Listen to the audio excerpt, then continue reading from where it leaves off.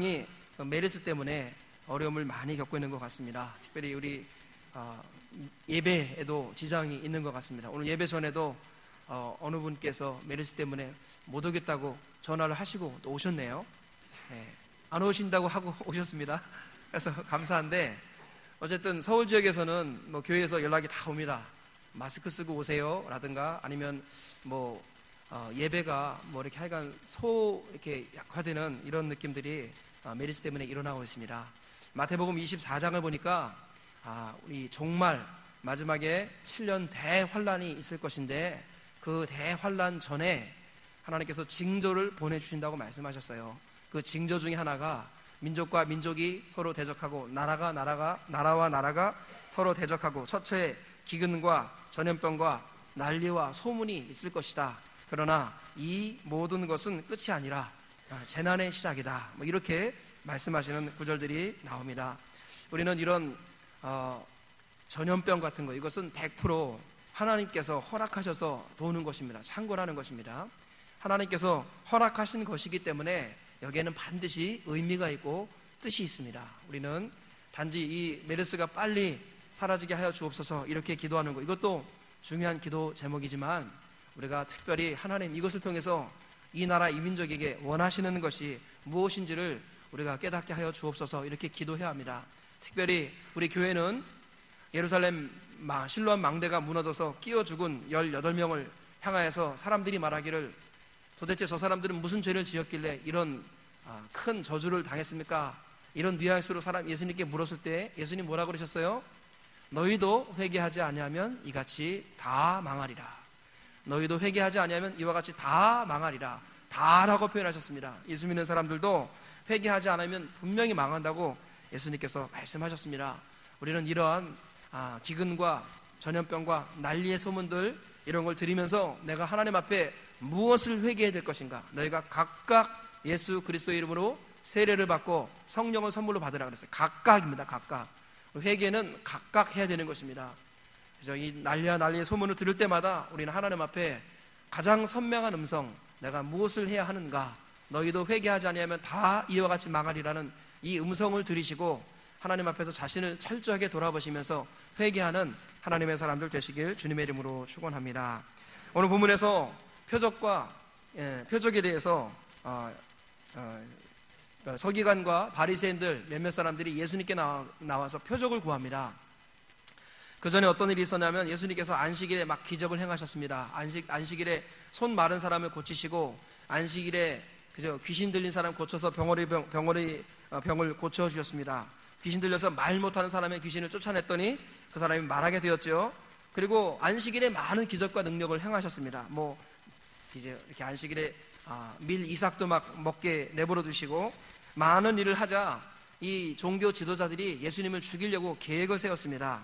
그러면서 그 중에 하나가 예수님께서 기적을 행할 때마다 이렇게 능력이 막 나타나니까, 이것은 귀신의 왕 바알세불을 힘입어서 귀신을 쫓아내는 것입니다. 이렇게 예수님을 억지로, 다 이게 놀라운 하늘의 표적인 것을 알면서도 귀신이 하는 일이다라고 매도했습니다. 그러자 예수님께서 모든 죄는 다 용서받지만 성령을 모독하는 죄는 이 세상과 내세에 용서받지 못한다.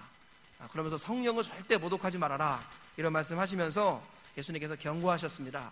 그러자 또 조금 있다 몇몇 사람이 나와서, 그러면 당신이 메시아인 이유를 우리에게 알려주십시오. 하늘에서 내려온 표적을 좀 우리에게 보여주십시오. 도대체 이런 일을 무슨 근거로 하는지, 누구 권위로 하는지 표적을 한번 보여달라고 그렇게 얘기합니다. 그러자 예수님께서 그들에게 악하고 음란한 이 세대가 표적을 구하나 선지자 요나의 표적 밖에는 보일 표적이 없느니라. 요나가 밤낮 사흘 동안 큰 물고기 뱃속에 있었던 것 같이 인자도 사흘 동안 무덤에 있으리라. 이런 말씀을 하셨다라는 것이죠. 우리 이 말씀, 사람들이 표적을 구했습니다. 사람들이 구한 표적, 사람들이 원하는 표적이 있었고 예수님께서 주시는 표적이 있었다라는 것이죠. 이 표적에 관한 이야기를 통해서 우리가 정말로 이 마지막이 다가오고 있는 이때에 우리 신앙을 어떻게 준비하며 정비해야 될 것인가 점검하시는 귀한 시간 되시길 주님의 이름으로 축원합니다. 자, 그러면 첫째로 사람들이 원하는 표적이 무엇인가? 사람들이 원하는 표적은 악하고 음란한 세대가 구하는 표적과 같다고 그랬습니다. 우리 38절 부터 39절 한번 같이 읽어보겠습니다. 38절 39절 시작. 그때에 서기관과 바리새인 중 몇 사람이 말하되 선생님이여 우리에게 표적 보여주시기를 원하나이다. 예수께서 대답하여 이르시되 악하고 음란한 세대가 표적을 구하나. 됐습니다. 악하고 음란한 세대가 표적을 구한다. 예수님께서는 이 종교 지도자들이 표적을 구하는 것에 대하여서 예수님 그들을 포함하여 모든 이 세대를 통틀어서 악하고 음란한 세대가 표적을 구한다라고 말씀하셨습니다. 여기서 표적이라는 말은 메시지가 담긴 기적. 표적이 뭐라고요? 표적이 뭐라고요? 시작. 메시지가 담긴 기적 또는 말씀이 담긴 기적, 이것을 표적이라고 합니다. 그 전에 이 세상에도 불신자들 세계에서도 기적이 막 일어납니다. 뭐 세상에 이런 일이 보면 뭐 가끔씩 놀라운 기적도 막 나타나고 기적들이 있습니다. 그런데 그 기적이 다 수준이 똑같은 게 아닙니다. 하나님의 말씀, 하나님의 뜻이 담겨있는 기적을 일컬어서 성경은 표적이라고 말합니다. 그러면서 많은 사람들이 이 세대가 표적을 구한다고 예수님께서 말씀하셨습니다. 예수님이 메시아이고 그리스도인 증거가 무엇이냐, 이것을 요구했다는 것이죠. 이런 비슷한 말씀이 마태복음 16장 1절에도 나오는 거 아십니까? 마태복음 16장 1절과 4절 말씀에 이런 말씀이 있습니다. 바리새인과 사두개인들이 와서 예수를 시험하여 하늘로부터 오는 표적 보이기를 청하니 악하고 음란한 세대가 표적을 구하나 요나의 표적밖에는 보일 표적이 없느니라 하시고 그들을 떠나가셨다. 그렇게 나와 있죠. 요나의 표적 이것밖에 없다고 말씀하시면서 예수님께서 이 땅에서 이 사람들이 구하는 표적은 악하고 음란한 세대가 하늘로부터 내려오는 표적을 구한다, 이렇게 얘기하셨어요. 어디에서부터 내려오는 표적이요? 하늘로부터 내려오는 표적을 구했습니다. 이게 무슨 말이냐면은 모세 때 하늘에서 무엇이 내렸습니까? 하늘에서 만나가 내렸습니다. 만나. 여호수아의 기도로 하늘에 어떤 일이 일어났어요? 아말렉과 전쟁 때 해가 날이 기울어져가지고 아말렉을 다 섬멸시켜야 되는데 어두워지면은 전쟁을 끝내지 못하니까 여호수아가 뭐라고 그랬어요? 해야 달아 멈춰라 그랬더니 기브온 골짜기 아일라 골짜기에 해와 달이 멈춰버렸죠. 이게 하늘에서 나타난 표적입니다. 또 뭐가 있냐면은 사무엘 시대에 사무엘 7장 보면은 미스바로 모여라, 영적 대각성 운동을 사무엘이 일으켰죠. 근데 그냥 부흥 집회하려고 모였는데 블레셋 사람들은 그게 전쟁인 줄 알고, 전쟁으로 모인 줄 알고 무기를 들고 공격해 들어옵니다. 그때 예배를 드리면서 하나님 앞에 진리로 예배를 드리고 나서 사무엘이 기도했더니 하나님께서 하늘에서 뭘 보내주셨어요? 우레를 보내주셔가지고 블레셋을 섬멸하시는 이런 일들이 일어났습니다. 또 우리가 알다시피 엘리야가 열왕기상 18장 보면 갈멜산에서 그죠? 불의 응답과 물의 응답을 받아내죠. 하나님 앞에 물을 구했더니 물이 쏟아지고 7년 동안의 기근이 해갈되고 비가 막 억수같이 쏟아지죠.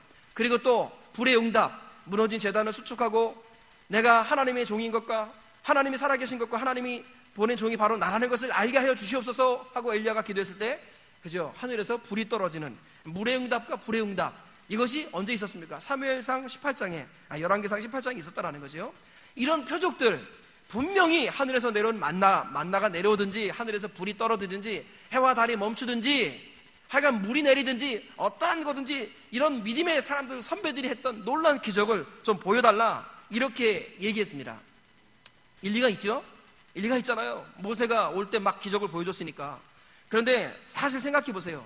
예수님께서 행하신 기적은 사실 그런 자연의 현상을 변화시키는 그것보다 더 큰 기적을 보여주셨어요. 이미. 그게 뭡니까?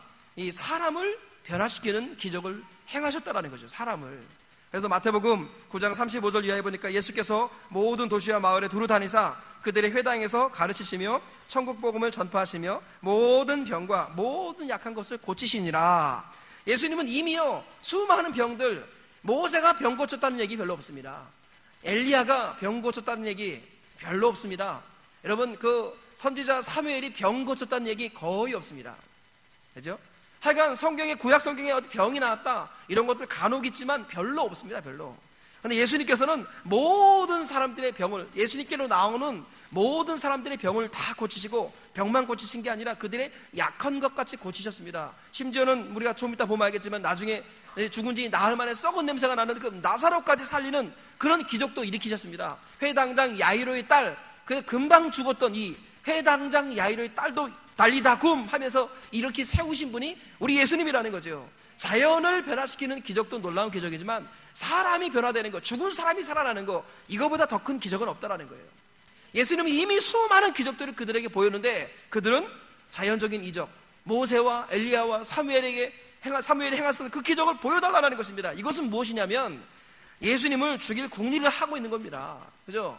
예수님께서 뭐 죽은 자를 살리고 이런 거 말고 성경에 나오는 모세의 기적을 그대로 재현해라, 엘리야의 기적을 재현해라, 사무엘의 기적을 재현해라, 이렇게 말하면서, 그죠? 이런 능력이었는데 왜 안식일을 범하느냐 하면서 예수님을 죽일 궁리를 하고 있었던 것이죠. 그랬을 때 예수님께서 그들을 향하여 말하기를 악하고 음란한 세대가 표적을 구하는구나, 이렇게 말씀하셨습니다. 그들은 악했다라는 거예요. 그들이 표적을 구했다라는 것, 이 표적을 구하는 것 자체가 잘못됐다기보다는 표적을 구하는 그들의 동기에 문제가 있었습니다. 그들은 악했습니다. 마음의 계획이 악했습니다. 노아 홍수 때처럼 마음의 생각과 계획이 항상 악할 뿐임을 보시고 여호와께서 사람 지으셨음을 한탄하셨다고 그랬죠. 예수님께서는 사람들의 중심을 보시는데 그들의 중심에 음모를 꾸미고 있었습니다. 예수님을 죽이기 위해서 말씀을 이용하고 하나님을 이용하는 이런 악을 자행하고 있었다는 것입니다. 게다가 그들은 음란했습니다. 음란이라는 것은 부부관계 속에서 일어나는 범죄를 말하죠. 부부관계 밖에서 성적인 관계를 맺는 게 음란인데, 그들은 구약의 예레미야 3장이나 에스겔서 16장, 호세아서 1장을 보면은 그들은 하나님과 결혼하였다고 말씀합니다. 하나님은 말씀하시길 나는 너와 결혼하였다, 너와 우리의 관계는 결혼 관계다, 그렇게 말씀하셨는데 그들이 하나님과의 관계에서 신실하지 않고 하나님께서 옛날부터 십계명에서 말씀하신 하나님과의 계약, 결혼 서약을 파기해버렸습니다. 그래서 음란하게 그저 영적으로 간음하는 이런 일들을 저질렀다는 것이죠. 그러면서 그들은 하늘로서 내려오는 표적을 구했습니다. 여러분, 이렇게 음란하고 간음하고 범죄하는 사람이 표적을 구한다, 말이 성립이 안 되는 거예요. 그것은 동기가 악하다라는 것을 스스로 검증하고 있는 것입니다. 그런데 놀라운 사실은요, 이들이 구한 표적은 쉽게 말하면 기적과 같은 것이었습니다. 우리의 눈을 자극하고, 그죠? 우리의 입을 딱 다물게 만드는 이런 눈에 보이는 놀라운 기적들, 이런 것들을 그들은 요구한 것입니다. 그런데 놀라운 사실은 무엇인지 아십니까? 마지막 시대에 마귀도 그런 기적을 행할 수 있다는 것입니다. 요한계시록 12장 9절 말씀 보니까 큰 용이 내쫓기니 옛뱀 곧 마귀라고도 하고 사탄이라고도 하며 온 천하를 꿰는 자라. 따라하겠습니다. 온 천하를 꿰는 자. 온 천하를 꿰는 자, 바로 그가 마귀라는 겁니다. 마귀는 온 천하에 두루다니면서 다 유혹하고 꿰는 겁니다. 근데 무엇으로 꿰느냐? 그죠? 마태복음 24장 24절 보니까 거짓 그리스도들과 거짓 선지자들이 일어나 큰 표적과 기사를 보여 할 수만 있으면 택하신 자들도 미혹하리라. 큰 표적과 기사를 보여 할 수만 있으면 택하신 자도 뭐 한다고 그랬어요? 미혹하리라. 한번 미혹에 빠지면 그거 회개하지 않고 돌아오지 않으면 그 멸망받는 겁니다. 그런데 이 거짓 선지자들이 이런 미혹을 통해서, 거짓 표적을 통해서 성도들을 유혹한다라고, 미혹한다라고 성경이 말씀합니다. 계시록 13장 13절 14절 보니까 큰 이적을 행하되 심지어 사람들 앞에서 불이 하늘로부터 땅에 내려오게 하고, 이런 표현이 나와요.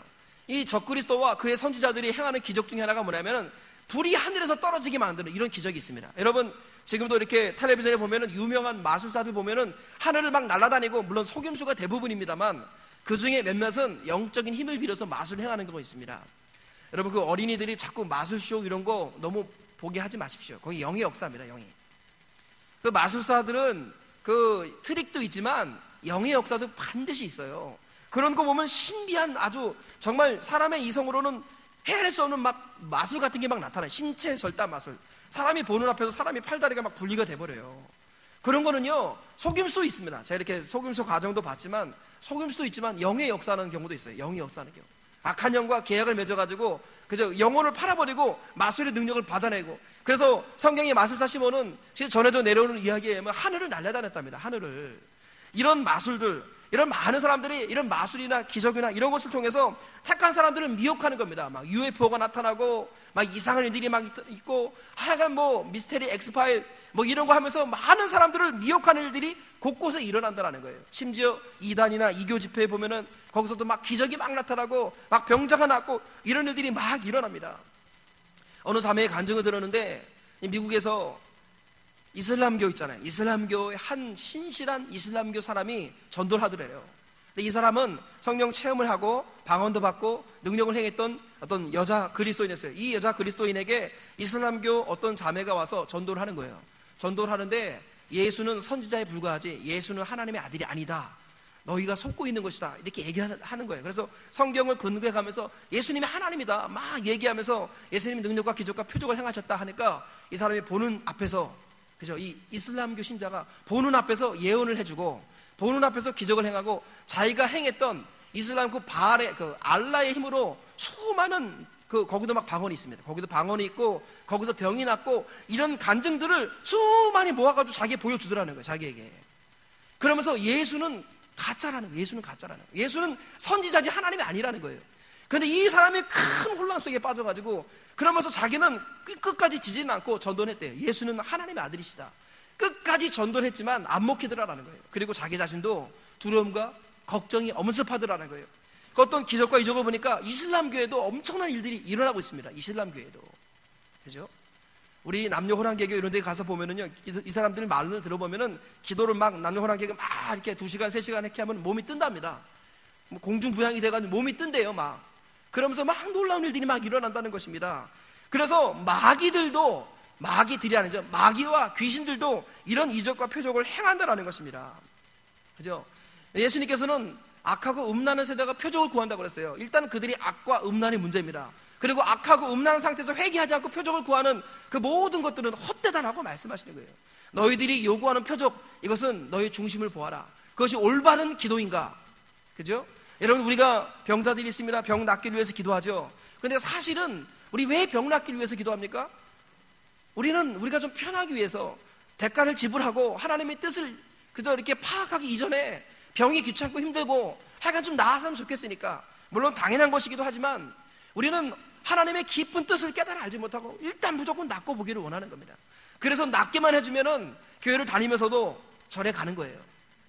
여러분, 이렇게 점쟁이들 얘기를 들어보면 자기 고객의 40%가 기독교 신자입니다. 40%가. 그중에 권사님들이 그렇게 많답니다. 우리 교회 권사님들 한 번도 점집에 안 가셨을 줄 믿습니다. 아멘. 실제로 보면요, 유능한 점쟁이들 보면 40%가 기독교인이라는 거예요. 40%가. 그 사람들을 회개하지 않으면 멸망받습니다. 악하고 음란한 세대가 표적을 구하는데 그 표적은 주님께서 원하시는 표적이 아니었어요. 그들이 원하는 표적은 정말 눈 깜짝할 사이에 기적이 나타나는 거, 이런 것들을 원했지만 우리 주님께서는 그 표적을 요구하신 것이 아니라는 것입니다. 우리 예수님께서 주신 표적이 무엇입니까? 예수님이 주시는 표적은 선지자 요나의 표적 밖에는 없다라고 말씀하셨습니다. 한번 따라해보겠습니다. 요나의 표적 밖에는 없습니다. 뭐밖에 없다고요?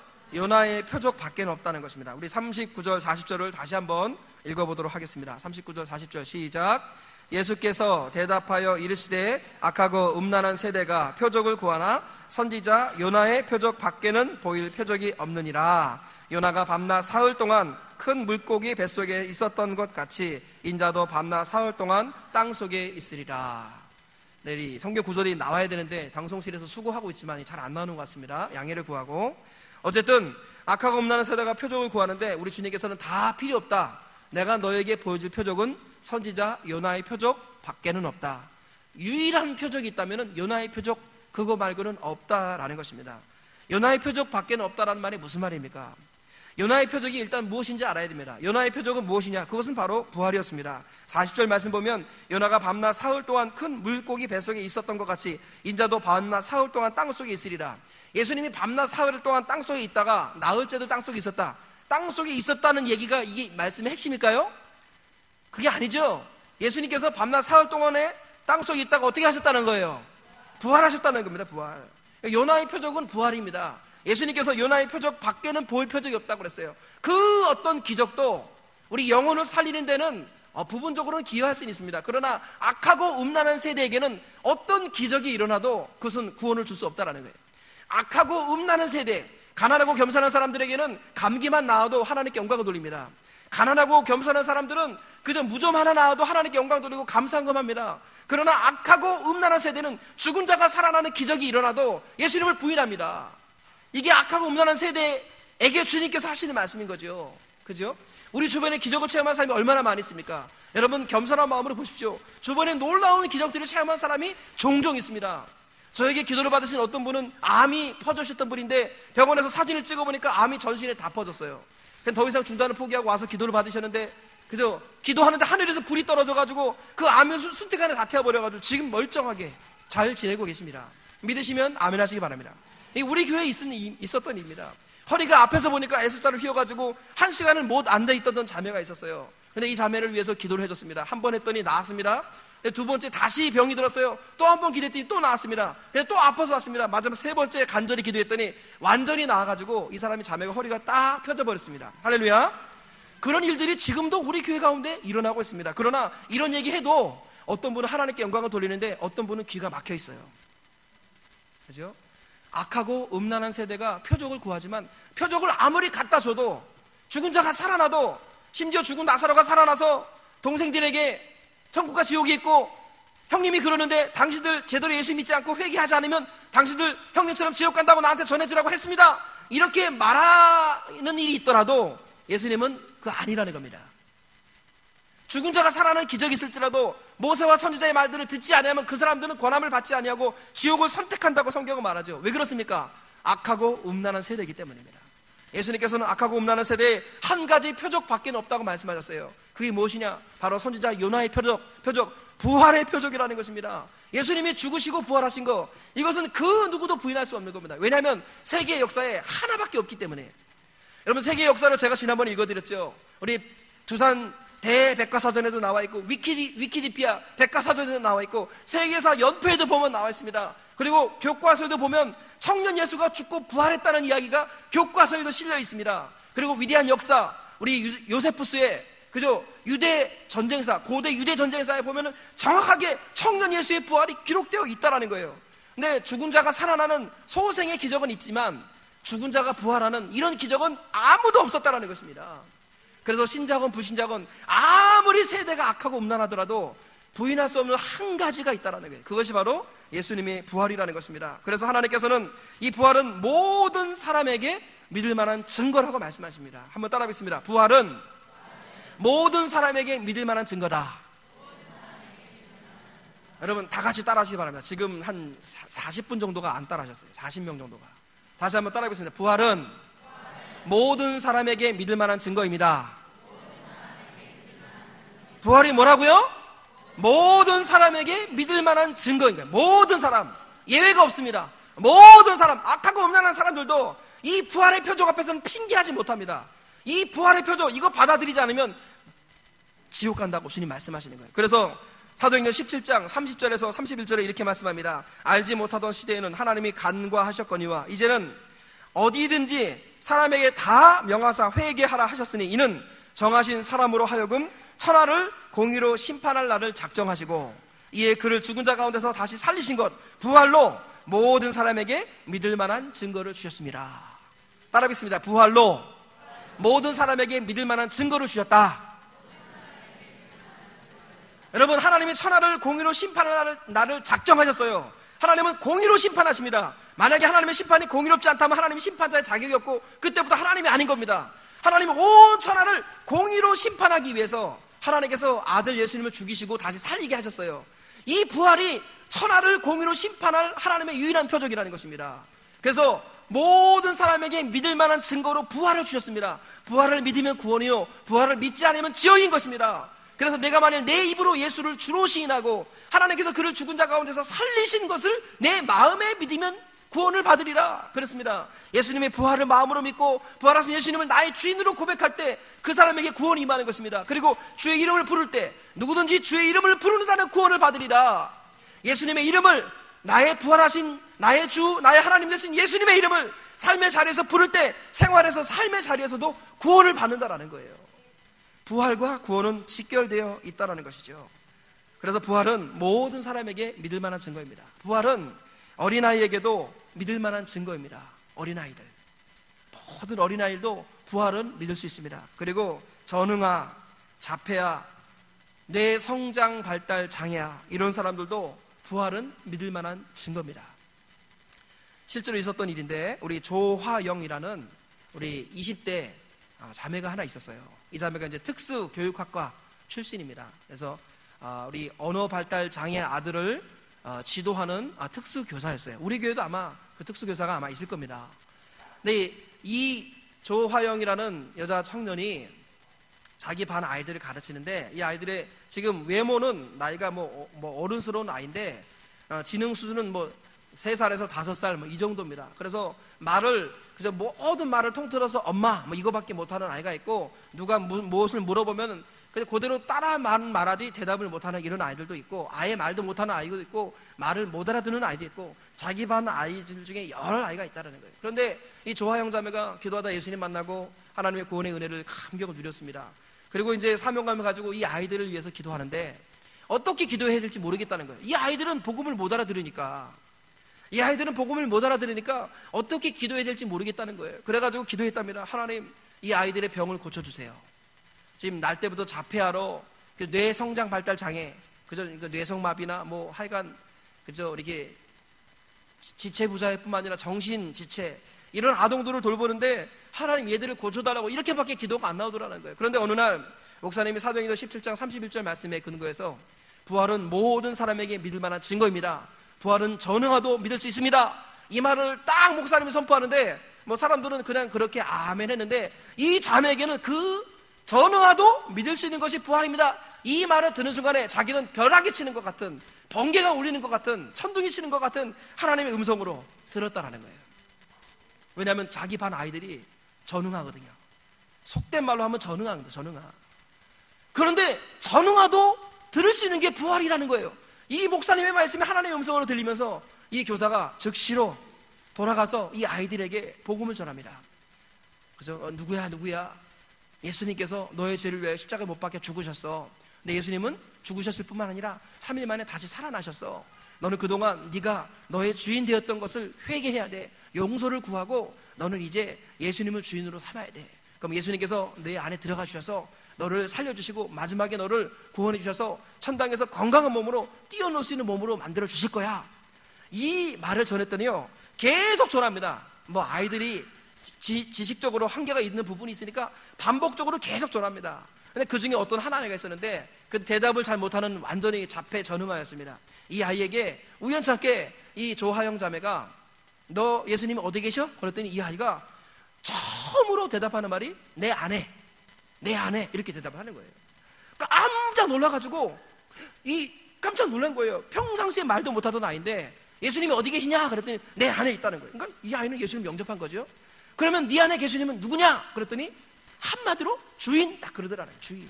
이 말에 이 조하영 자매가 눈물이 왈칵 쏟아지는 거예요. 왈칵. 그러면서 따라해보겠습니다. 복음은 땅의 언어가 아니라 하늘의 언어입니다. 이 자매가 그걸 깨달은 거예요. 복음은 땅의 언어가 아니라 하늘의 언어라를 깨달은 거예요. 복음은 전능하도 들을 수 있는 거구나.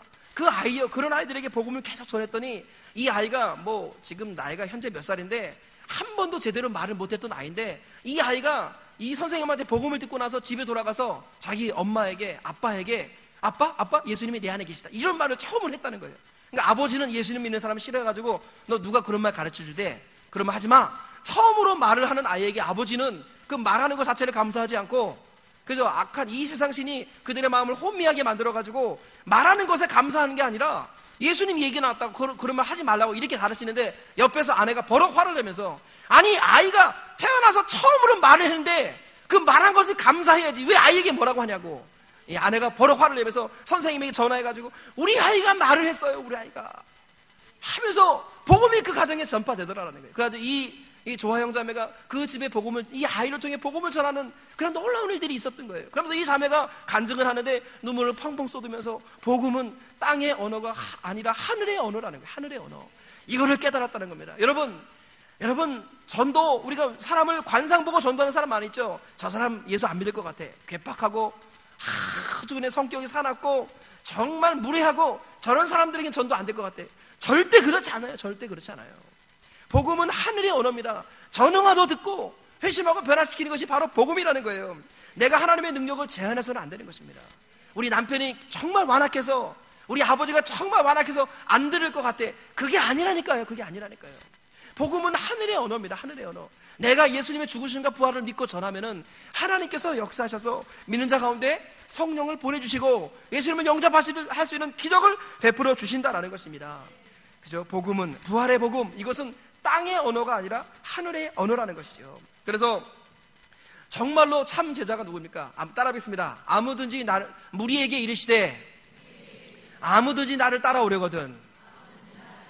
예수님께서는 무리에게 이르시되 아무든지 나를 따라오려거든. 무리는 뭐예요? 12제자를 말하는 게 아니라 예수님을 그 당시 그 모든 무리들을 다 이끄는 말이에요. 지금으로 말하면 예수님 믿는다고 하는 사람들을 말하는 거예요. 예수님께서 그들을 향해, 전체를 향하여 말하기를 아무든지 나를 따라오려거든 자기를 부인하고 자기 십자가를 지고 나를 따를 것이니라, 그렇게 말씀하셨어요. 예수님께서 우리에게 원하시는 것은 제자가 되는 것입니다. 무엇이 되는 거예요? 제자가 되는 겁니다. 여러분, 제자가 되기를 원하시면 아멘 하시기 바랍니다. 다시 한번 큰 소리로 제자가 되기를 원하시면 아멘 하시기 바랍니다. 예, 제자는 어떤 사람이냐면 예수님 믿는 사람이 아니라 예수님 따르는 사람입니다. 여러분 다시 한번 따라하겠습니다. 제자는 믿는 사람이 아니라 따르는 사람입니다. 그냥 믿고만 있는 사람은 제자가 아닙니다. 믿고 따르는 사람이 제자입니다. 이해가 되시면 아멘 하시기 바랍니다. 우리는 제자가 되어야 되는데 참 제자가 되어야 됩니다. 참 제자. 참 제자가 어떤 사람이냐? 성경을 전체적으로 아우르면은 참 제자는 부활하신 예수님을 만나서 변화된 사람이 참 제자입니다. 부활하신 예수님. 여러분, 바나바가 사도행전의 9장 이하에 보면 바나바가 그죠? 사울이라고 하는 바울을 데리고 가가지고 예루살렘 교회에 소개시키는 장면이 나와요. 왜냐하면 바울이 복음을 아무리 전도해도 저 사람은 위장신자라고, 유대인들에게는 배신자라는 소리를 듣고 기독교인들에게는 위장신자라는 소리를 들었습니다. 사도 바울은 아무리 열심히 내도 배신자와 위장신자 둘 사이에 끼어 있었어요. 위장신자라는 개념이 뭐예요? 교회를 잔해하기 위해서 교회 속에 파고 들어와가지고 교회 우두머리를 잡아내서 죽이려고 위장해서 들어온 거짓 신자다, 이렇게 사람들이 다 알고 있었어요. 왜냐하면 그의 전과가 있었잖아요. 스테반을 죽이는 일에 앞장섰던 이런 사람이니까. 그래가지고 유대인에게는 배신자, 기독교인에게는 위장신자 소리 들었어요. 그래서 아무리 열심히 전도해도 전도에 효과가 없는 거예요. 저 사람은 저거 이단이야, 저 위장신자야. 그러니까 이 주변의 사람들의 말을 듣고 아무리 해도 전도가 잘 안 되는 겁니다. 그래가지고 어떻게 했느냐, 예루살렘 교회 가가지고 사도들에게 인정을 받아야겠다 하고 예루살렘에 딱 갔습니다. 갔는데 전부 다 도망가 버리는 거예요. 그죠? 전과를 듣고 나서 다 두려워 벌벌 떠는 거예요. 그런데 그 당시 교회에서 가장 덕스럽고 가장 칭찬받고 가장 착했고 가장 성령 충만했던 사람 중에 한 명이 바나바였습니다. 바나바는 모든 사람들에게 사랑받고 칭찬받는 사람이었는데, 이 바나바가 바울을 딱 붙들고서 사도들과 제자들 앞에서 바울을 변호해 줍니다. 바울이 어떻게 길에서 예수님을 만난 것과 그가 예수님에게서 어떤 말을 들었는가, 그리고 그가 어떻게 예수님에 대해서 즉시로 복음을 전했는가, 이 이야기를 제자들에게 다 들려주었습니다. 그때 비로소 제자들이 저 사울이라는 사람이 길 위에서 부활하신 예수님을 만났구나, 그리고 변화되었구나 라는 것을 인정해주고, 그때부터 사울이라고 하는 바울이 교회의 인정을 받아서 교회의 동의하에 공식적인 전도자 역할을 하게 되더라라는 것이죠. 참된 제자는 누굽니까? 당시 교회에서 인정해주는, 하나님의 참 교회에서 인정해주는 참된 제자는 부활하신 예수님을 만난 사람입니다. 부활하신 예수님을 만났을 때 반드시 변화가 일어나거든요. 어떤 변화가 일어납니까? 부활하신 예수님을 만나면은, 따라하겠습니다. 재물에 대한 가치가 바뀝니다. 부활하신 주님을 만나면 재물에 대한 가치가 바뀌어요. 여러분들 자신이 재물에 대한 가치가 바뀌었는지 안 바뀌었는지 점검해 보시기 바랍니다. 사도행전 22장 8절과 10절 말씀 보니까 이런 말씀이 있습니다.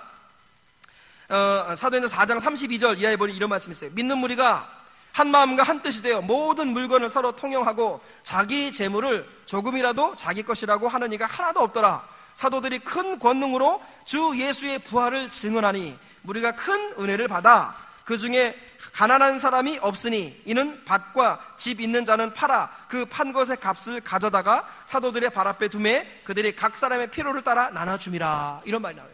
사도들이 주 예수의 부활의 권능을 큰 능력으로 주 예수의 부활을 전했더니 큰 감동을 받아가지고 자기 재물을 조금도 자기 것이라고 말하는 사람이 없었습니다.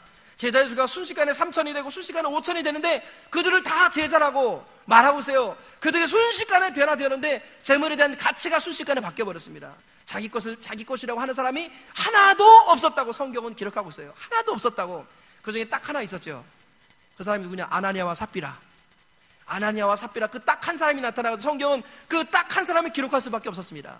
전부 다 자기 재물을 자기 것이라고 말하지 않고 집과 재산을 팔아서 가난한 사람에게 나눠주었습니다. 이런 변화가 일어났다라는 거죠. 왜 그렇습니까? 부활하신 주님을 만나니까 재물에 대한 가치가 바뀌는 겁니다. 가치. 그래서 그저 자기 것을 자기 것이라고 말하지 않고 어려운 사람들에게 나눠주고 베풀 수 있는 이런 놀라운 재물에 대한 가치가 변화가 일어나는 거예요. 이 돈 이거 무엇입니까? 목숨 바쳐 번 거 아닙니까 이거? 근데 재물에 대한 가치가 바뀌어서 11조하고 감사하고 선교하고 구제하고 이 모든 재물에 대한 가치가 변한 이유는 바로 부활의 주님을 만났기 때문이라는 거예요. 부활의 주님을 모르면 헌금하는 거 이유를 모릅니다. 부활의 주님을 부활의 주님을 모르면 자기 재산을 팔아가지고 건축 헌금하는 거 이것에 대해서 아무도 그 가치를 알아주지 않아요. 부활의 주님을 만났기 때문에 그런 일들이 일어나는 줄 믿습니다. 그죠? 부활의 주님을 만나면 재물에 대한 가치가 바뀔 뿐만 아니라 부활하신 주님을 만나면 사명을 발견합니다. 무엇을 발견한다고요? 사명을 발견해요. 로마서 1장을 보니까 그리스도 예수의 종 사도 바울은 부르심을 받아 하나님의 복음을 위하여 택정함을 입었다 이런 말이 나와요. 사도 이 바울이 자기를 소개할 때 로마에 있는 교인들을 향하여 내가 그리스도의 종이고 그 다음에 사도다 이렇게 표현합니다. 당시 로마 사람들이 제일 싫어하고 혐오했던 게 뭐냐면 노예였습니다. 노예. 로마 인구의 4분의 1이 노예였는데 그들은 전부 다 재산이었어요. 재산. 인권이 없었습니다. 그들을 향하여 편지를 쓰는데 나는 노예다.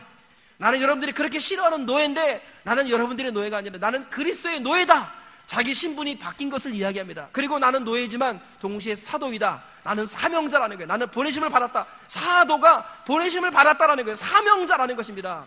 사도 바울이 부활의 예수님을 만나고 나서 주님 누구십니까? 주님 내가 무엇을 하니까 두 가지 질문합니다. 사도행전 22장을 보면 나와 있습니다. 주님 누구십니까? 했을 때 네가 핍박하는 나사렛 예수다. 나사렛 예수가 나의 주라는 것을 바울이 깨달았습니다. 그러고 나서 주님 내가 무엇을 하리까 물었을 때 이방인의 사도로 내가 너를 택하였다 라고 말씀하시죠. 아나니아를 통해서. 그랬을 때 그 즉시 이방인의 사도로 세워져서 복음을 증거하는 하나님의 사람이 됩니다. 그러면서 로마서를 쓸 때 나는 종이고 사도라고 이야기합니다.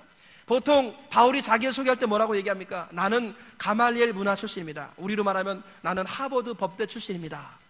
나는 히브리인 중에 히브리입니다. 나는 우리 집 가문이 되게 좋습니다. 나는 베냐민 지파입니다. 나는 왕손이라는 얘기예요. 사울 왕손이라는 겁니다. 왕손.